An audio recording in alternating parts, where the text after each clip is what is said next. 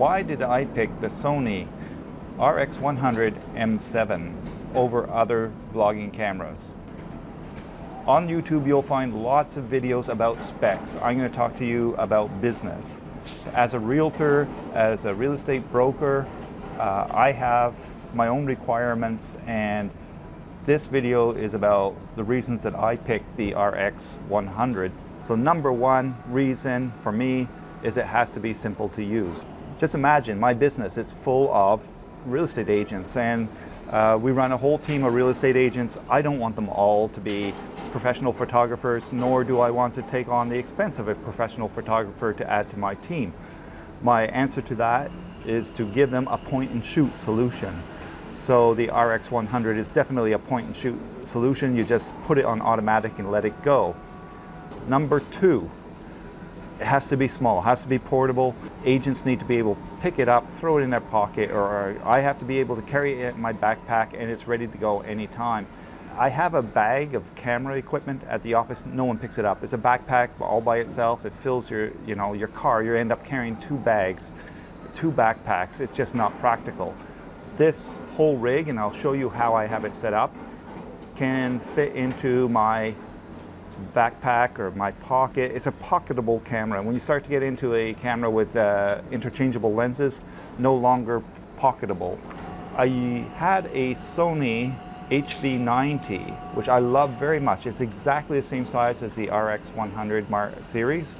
I loved it. I would have used it as my video camera, but it didn't have audio in. And what I found was that the built-in microphones on most cameras just don't cut it. Especially doing a house tour, there's so much echo, it's awful. Absolutely awful. It sounds like you're talking in a cave, and if there's no furniture in there, it's 10 times worse. I felt I wanted audio in, and of the RX100 series, which is point and shoot, simple to use, it's the first one in that series to feature an audio in, and that just changes the game. Another reason is that I talked about size, right, and portability, but there's another aspect to that, and that is it's the intimidation factor. When you come in with a big rig, it's like the room clears and everybody's nervous if you want to do an interview with a homeowner. So often I will do an interview on the mobile phone. Just proposing a big camera in someone's face, they're just not used to it. This is a little bit more discreet. You can kind of tuck it away and put a boom mic on it. The interview will flow naturally, and you just take a few cuts from that and throw it into your home tour, and that's going to be a real killer kind of video. Another reason I picked the point-and-shoot cameras, and especially this camera, is the autofocus system is simply world-class. That means, again, I'm dealing with a team of 10, 15 agents running out. These are salespeople, they're not technical people. So the easier it is for them, point, shoot, quality video, in focus, they don't have to go out again. That's a real plus to me. Save time. My agents should not be spending their time editing videos, doing videos 3 times. Do it once, get it right, get it back home, get it on the internet, and sell that property. That's what it's all about. Reason number 3, image stabilization. Prior to buying this camera, I would use my mobile phone plus a gimbal, and I would get wonderfully smooth videos, but it means I'm toting around the gimbal again. Often agents, they don't understand how to use a gimbal, they don't understand how to balance a gimbal, and we end up with really shaky and, quite frankly, unusable and unprofessional videos, and it just doesn't work. To have image stabilization in 1080p, in 4K, is a real benefit.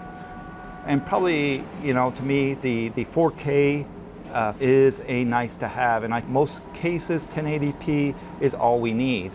However, to be able to run 4K, to not have a 4K recording limitation, previous versions of this camera is great. So on this, on the Sony RX100 VII, there is a time limit of 5 minutes for 4K.